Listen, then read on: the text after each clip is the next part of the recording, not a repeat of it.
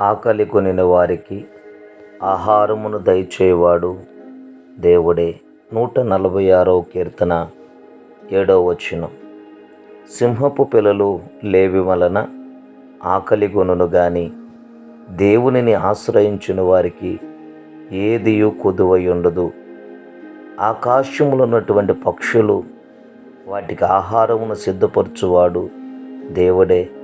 అరణ్యములో ఉన్న పశువులకు పర్వతాలలో గడ్డిని మొలిపించువాడు దేవుడే.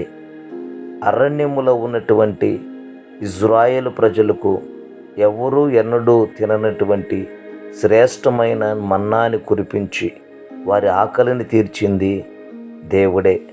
అటువంటి అరణ్యములో మన్నా తిని కూడా ప్రజలు చనిపోయారు. కానీ నేనిచ్చు ఆహారమును తినినవాడు మరి ఎన్నడూ చనిపోడు, చనిపోయినను వాడి తిరిగి బ్రతుకును అని యేసయ్య చెప్పారు.